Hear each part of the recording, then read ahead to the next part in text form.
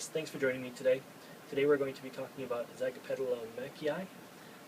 It's in bloom right now. It blooms once or twice a year, usually always in the spring with a good flush of blooms. It's a beautiful orchid. Last year it won a first place ribbon, this particular plant, for its blooms that it had on last year at a local orchid show. So today I'm just going to discuss a little bit of the care and culture that's required to maintain this beauty. Alright, so the first thing we might as well talk about here are the beautiful blooms that it has. Blooms are a good size. They're definitely not small. A nice purple with a brown and green top petals to them. The purple lip is just amazing.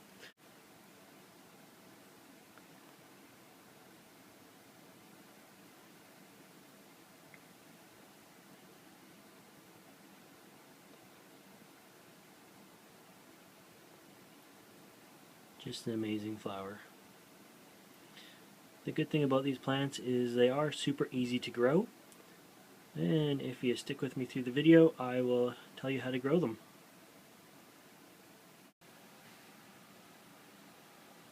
Alright, let's get down and dirty and talk about the roots first. So, they do have quite a big pseudobulb here.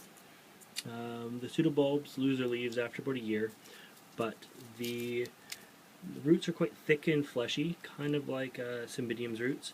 I plant it in a mixture of bark, perlite, and a little bit of sphagnum moss.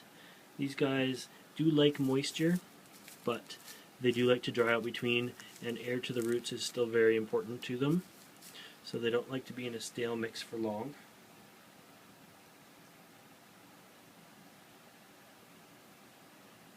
These guys, they don't like to dry out.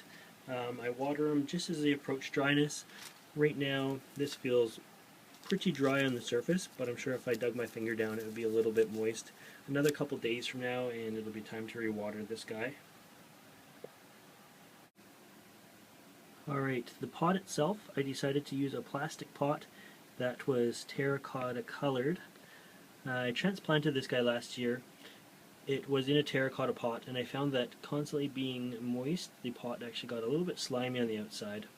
So I do like extra ventilation in my pots, so I always drill some holes before I plant the orchid in there, and that way it just gives a little bit better air exchange to the roots themselves. I also think a plastic pot, when changing out the media or transplanting it, the roots aren't going to stick to the plastic as much as I found they stuck to the terracotta. Alright, as for the leaves are definitely a light leaf. They do mark up very easily with water or with sun. You can see this leaf here has got a bit of black spotting on it. It's not mold. I bet you this just hit a little bit too bright a light last year with some water on the leaf, and it actually burnt the leaf. These guys like bright conditions, but you have to avoid the summer sun altogether.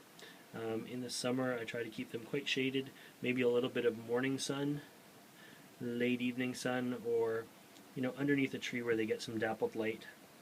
Temperature wise, they are a cooler growing orchid. They need a drop in temperature in order to produce a bloom spike.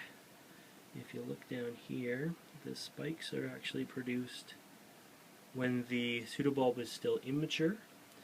So they come out from the base of the immature bulb. You can see this bulb doesn't have an actual bulb on it yet, it's still just leaves. And even though it's still just leaves, it's actually in bloom from that spike right now. Temperatures for these guys, they're going to like mild days, cooler nights. And they would be happy if it never got above 80 degrees. And they can handle it right down to about 50 Fahrenheit in the winter. I find they need a differential in temperature between day and night of at least 10 to 15 degrees to bloom successfully.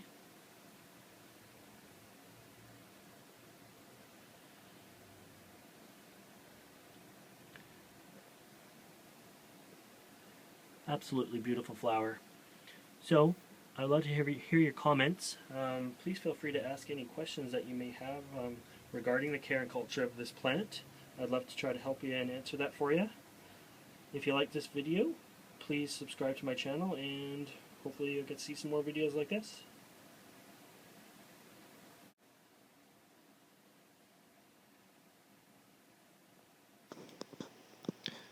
Another great thing about this plant is right now the whole greenhouse smells like hyacinths.